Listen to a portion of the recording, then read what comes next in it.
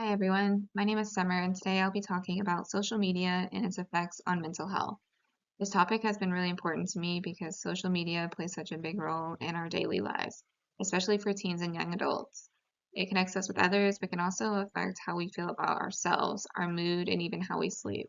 So in this presentation, I'm going to go through 6 research sources that explore different sides of how social media impacts mental health, including things like your body image, cyberbullying, and sleep. Then I'm going to finish by sharing what's missing in the research and a question that could guide future studies.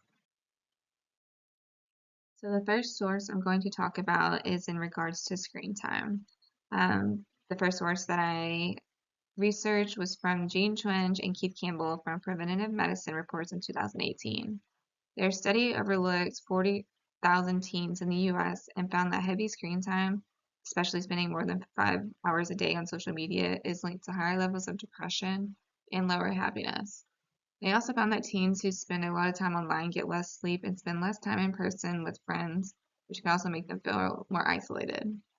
One quote that stood out to me on this one, it says adolescents spending more time on electronic devices and less time on non-screen activities are less happy.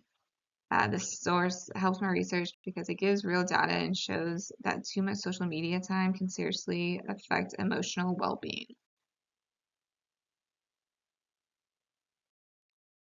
The second source I will be discussing is in regards to the effects of social media. This is from the article from Children and Youth Services Review. This article is interesting because it shows both good and bad sides of social media. On the positive side, social media helps teens express themselves, make connections, and find support. And that's especially for those people who feel real lonely in life. But on the negative side, it includes things like cyberbullying, poor sleep, and body image problems. My favorite quote from the study says, "The relationship between social media use and adolescent well-being is complex, with outcomes determined more by the nature of engagement than by the frequency alone." And to me, that just means it's not just about how much time we spend online, it's about what we're doing there. And so this adds balance to the discussion. My next source is in regards to sociocultural perspective. And for this one, I read an article from Cyber Psychology, the Journal of Psychosocial Research on Cyberspace. And this study looked at how social media has changed what young people value. It found that many teens now tie their self-worth to likes, followers, and online attention. They wrote, "The omnipresence of social media has made fame and attention powerful cultural values for youth, often at the expense of authentic self-esteem." This adds our cultural perspective to me. It's not just about mental health symptoms, but it's also how social media can change how people see themselves and what they think matters in life.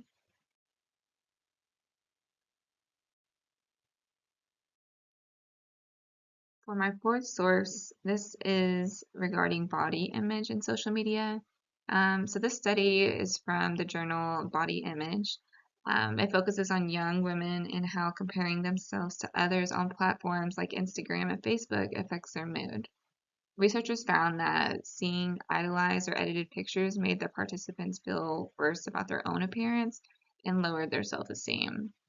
The quote that stood out to me the most on this was, "Exposure to idolized images on social media led to increased body dissatisfaction and lower self-esteem among young women." This source is important to me because it connects social media to body image and it shows how it can contribute to anxiety or depression.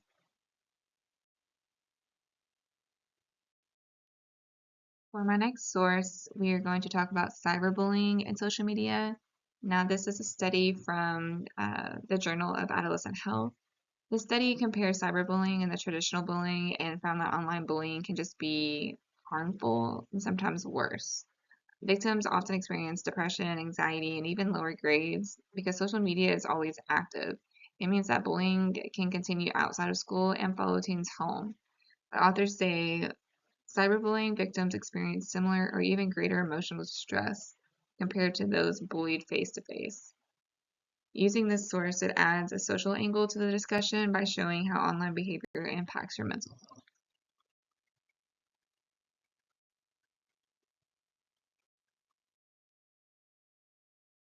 So for my last source, it's from Computers and Human Behavior. This one looks at how social media affects sleep and stress, especially because of FOMO, or fear of missing out. They found that people who check their phones late at night sleep worse and feel more anxious.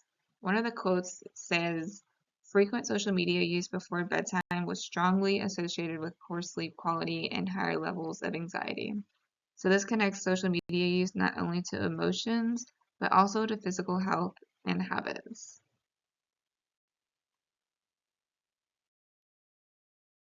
So when I looked at all these sources together, I noticed something that they didn't talk about much when it comes to social media. Most of these studies explain the problems as far as depression, body images, um, cyberbullying, sleep loss, but they don't really focus on the solutions or how to use social media in a healthier way. That's where my research question kind of comes in. How can teaching digital mindfulness and emotional literacy help teenagers build healthier relationships with social media? I think that exploring that question could help find ways to balance social media benefits while reducing its negative effects. So, in conclusion, social media clearly has a big influence on mental health, both good and bad. It helps connect people, but it can also create pressure, stress, and comparison. And so, from what I learned from this research, is that the way we use social media matters just as much as how often we use it. Thank you for listening to my presentation.